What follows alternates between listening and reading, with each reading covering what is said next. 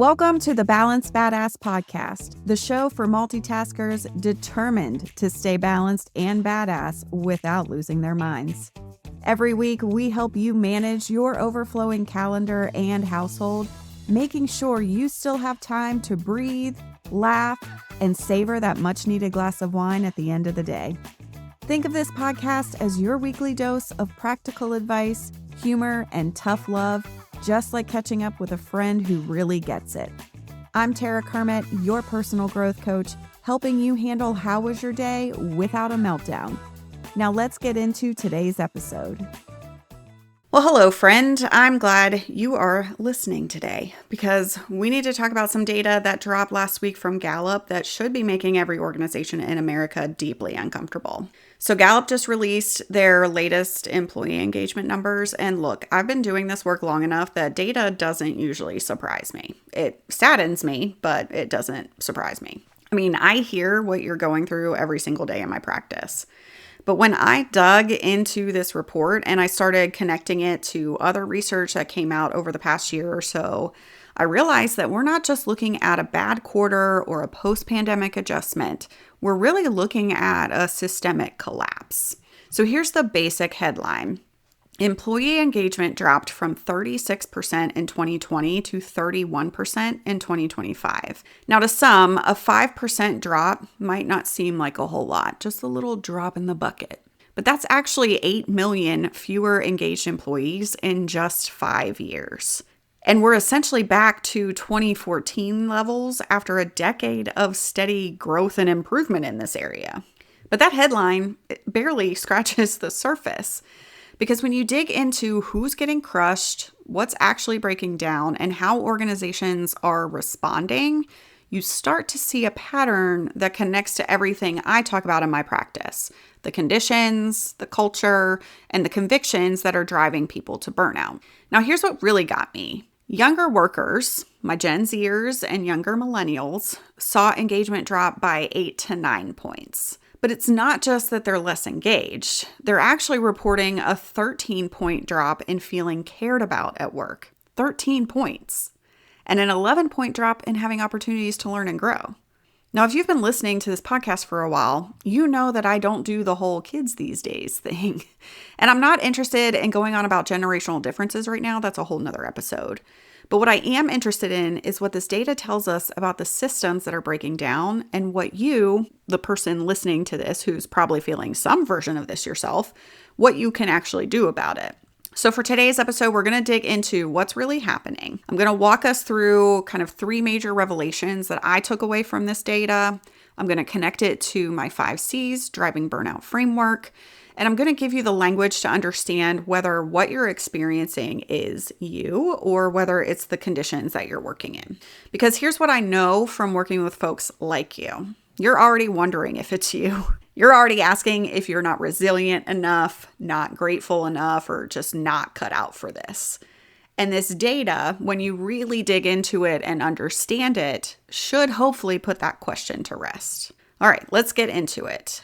So for the first revelation, I'm calling this the Great Regression. Now, here's what I mean by that.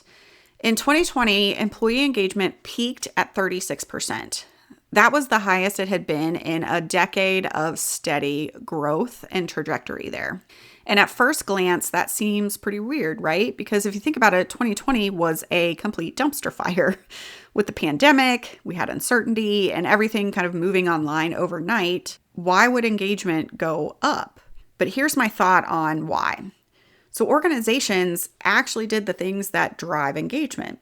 They were communicating constantly. They clarified priorities over and over. There was probably over communication, to be honest. A lot of times they were showing that they cared about employees as humans. They were checking in on the safety of their people, asking if their families were okay, and just regularly touching base on what folks needed. They were also giving people flexibility because they kind of had to, just with the quick pivot. And we are often heard like, we're all figuring this out together instead of just pretending that everybody had all the answers, right? That was crisis management and it worked. But, and this is the critical but, that wasn't culture change. That was organizations operating in survival mode, doing what they had to do to keep functioning. And as soon as they felt like the crisis was over, they tried to go back to normal. Remember that when we were all talking about, let's just go back to normal. Except they didn't go back to where they were. They actually fell below it. So now we're sitting at 31% engagement, 5 points below the 2020 peak, and we've lost all the gains from a decade of improvement. We're literally back to 2014. But the workforce is different. The economy is different. And people's expectations are different because they saw what was possible. Let me give you some context on what normal looks like now. So recent AFLAC data shows 72% of U.S. employees face moderate to high stress at work. Actually, it's moderate to very high stress. Mercer found that 82% of employees are at risk of burnout. 82%. Think about that. That's a very large number. And then here's another number that really should stop you in your tracks. Chronic workplace stress contributes to 120,000 deaths every year in the United States. Like shit. This isn't about people being a little stressed or not loving their jobs. This is an actual public health crisis. And younger workers are experiencing this harder and earlier than any generation before them. Separate research has found that Gen Z's average job tenure in their first 5 years is 1.1 years. And if you compare that to millennials, that's 1.8 years for them, 2.8 for Gen X, and 2.9 for boomers. And the thing is, they're not job hopping because they're flighty like everyone likes to judge them for. They're actually responding rationally to conditions that are literally making them sick. And those conditions are getting worse, not better. Global job postings for entry-level roles, so jobs requiring 0 to 2 years of experience, have declined by 29 percentage points since January 2024. Junior tech roles are down 35%. Logistics is down 25%, and finance is down 24%. So you've got a generation entering the workforce being told they need experience to get entry-level jobs, but those jobs aren't there because they're disappearing. And then when they do get the job, they're finding organizations that abandon all the practices that drove engagement in 2020. So here's what I want you to understand. This connects directly to what I call the conditions in my 5 C's framework.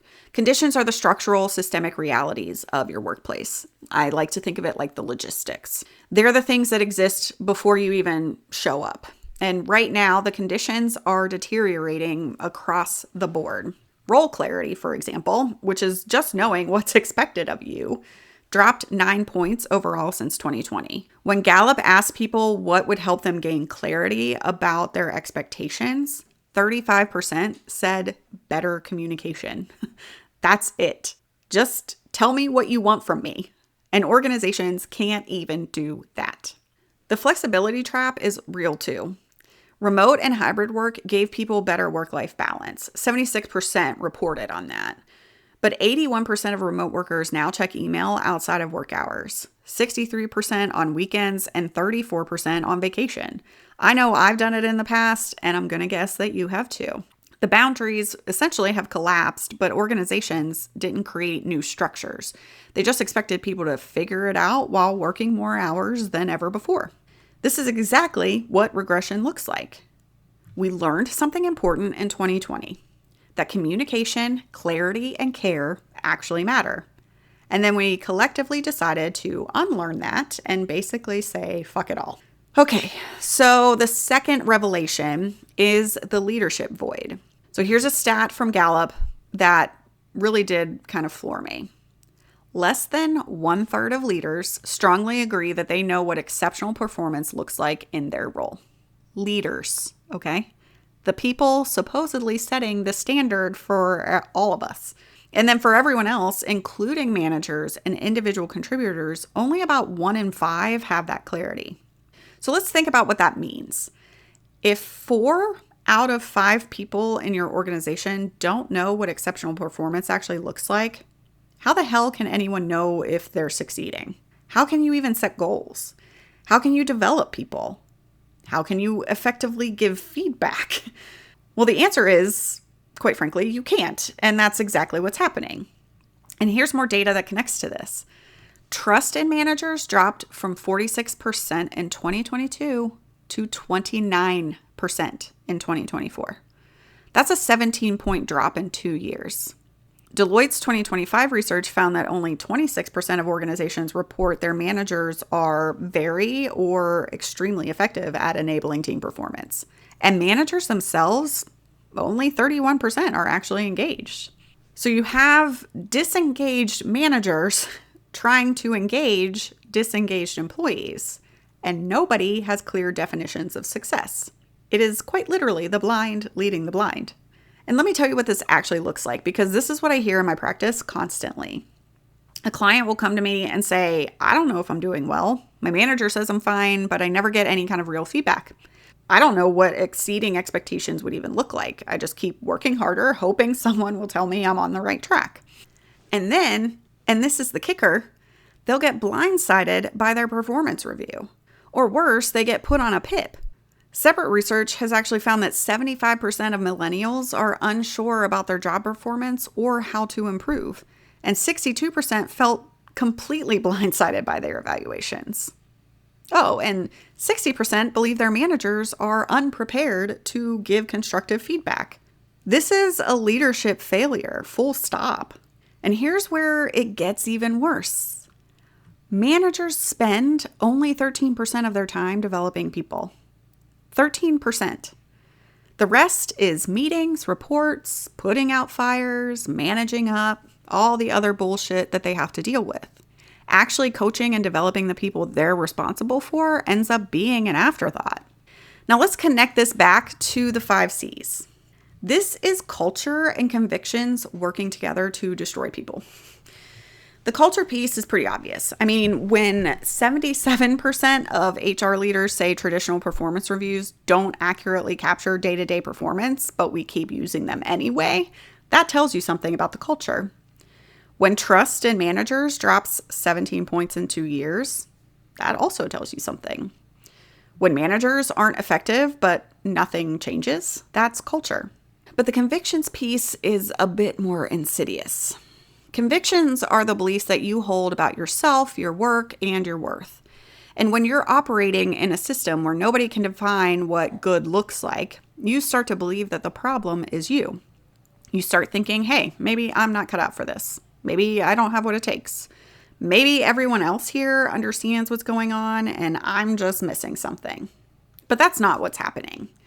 What's happening is you're in a system where the people in charge don't know how to define success. They don't spend time developing you and have lost your trust. That's not a you problem, that's a them problem. And for younger workers specifically, this hits a little different. So Gen Z came into the workforce during the pandemic, right? They were launching their careers from their bedrooms. And now they're being told that they need to prove themselves in offices using standards that nobody can articulate. Research shows that they value honesty and integrity in a manager 5 times more than expertise. They want empathetic managers, not just experienced ones. And what are they getting? Leaders who don't know what good looks like and don't have time to figure it out with them. Here's what this data tells me. The leadership pipeline is broken, which I already knew. We're promoting people into management without training them, expecting them to figure it out, and then wondering why engagement is collapsing. External hires into leadership roles are 61% more likely to fail within 18 months compared to internal promotions. But we keep doing it because it's faster than developing our own people.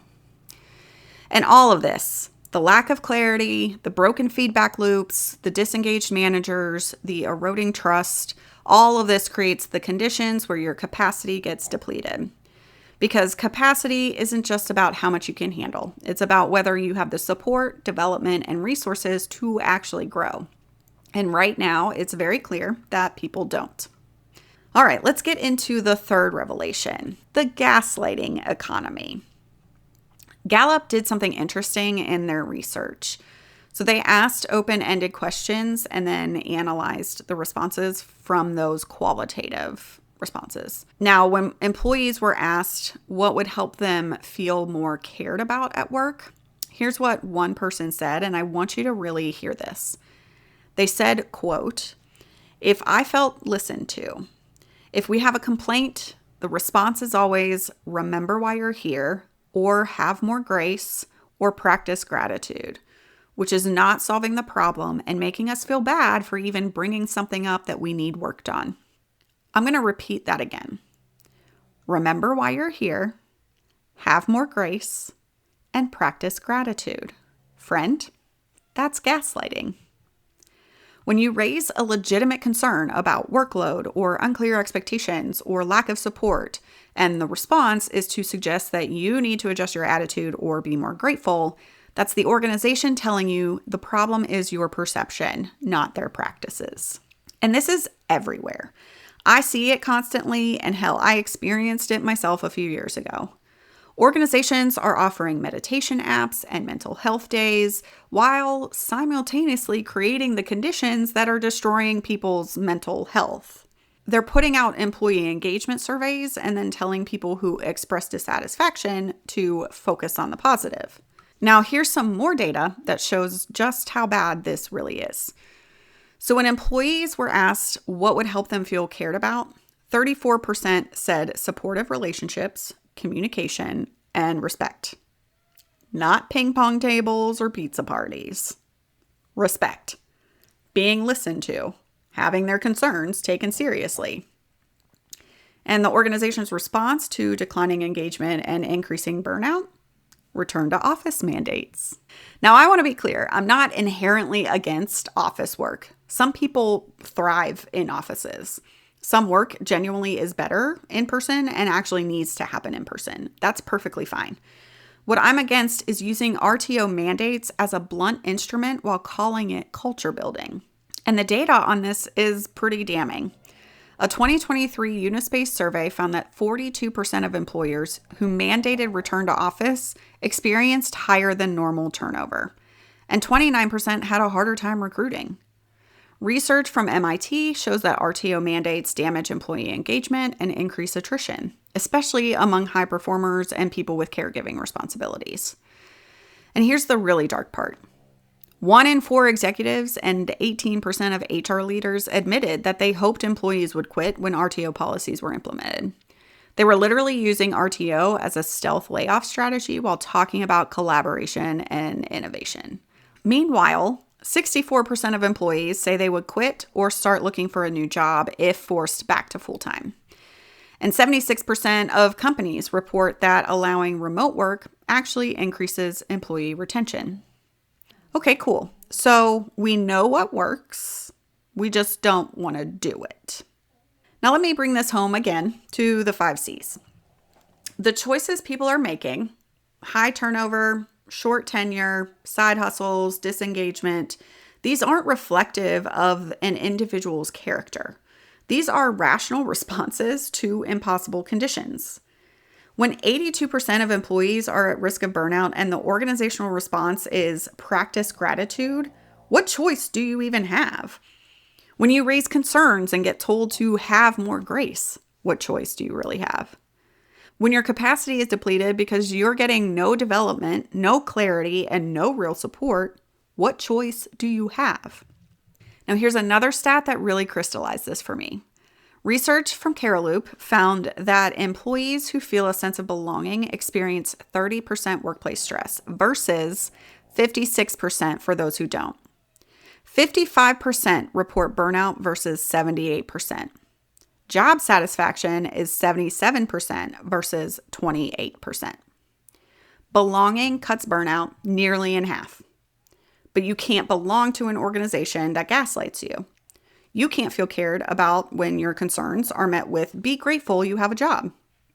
You can't build convictions about your own worth when the system is designed to make you question yourself.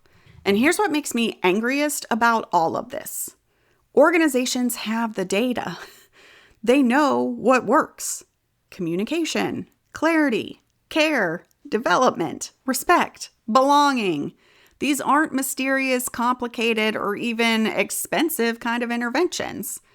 They're basic management practices that we've known about for decades. But they require something organizations don't want to give: actual commitment to treating people like humans instead of resources. So I'm going to bring this home.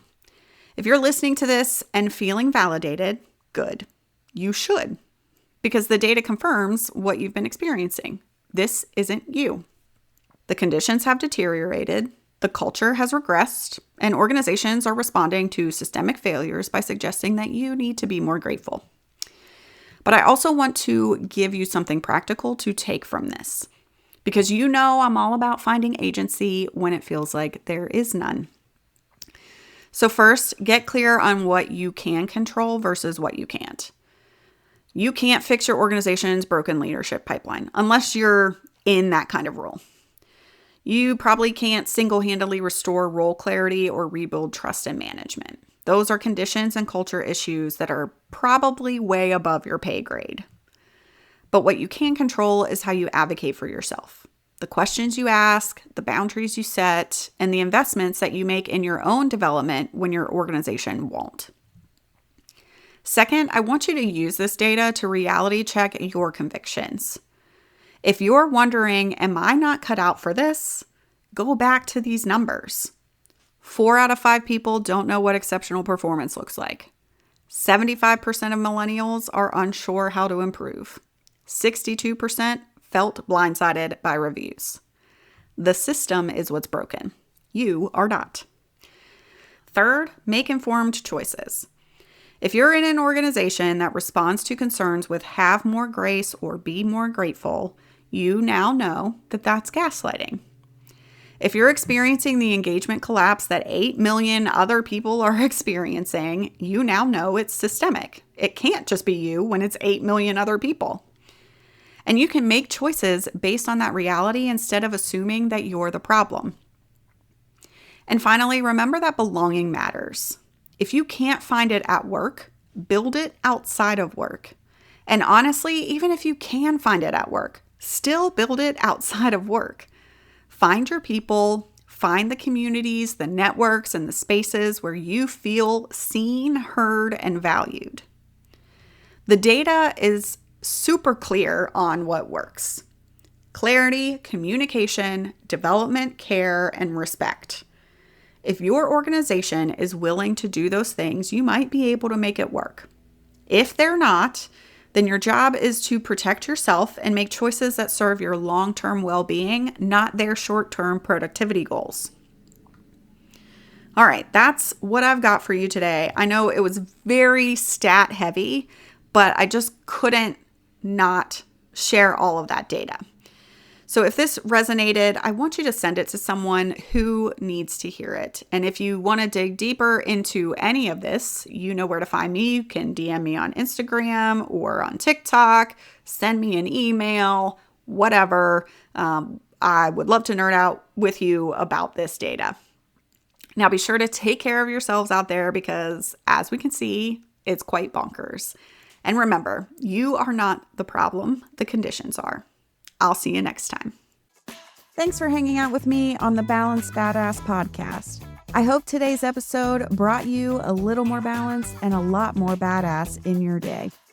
If you enjoyed this episode, be sure to subscribe, share it with a friend, and leave a review. Your support helps more multitaskers like you find the show, and I'd really appreciate it. Until next time, take care of yourself and make good choices, friend. I'll catch you next week.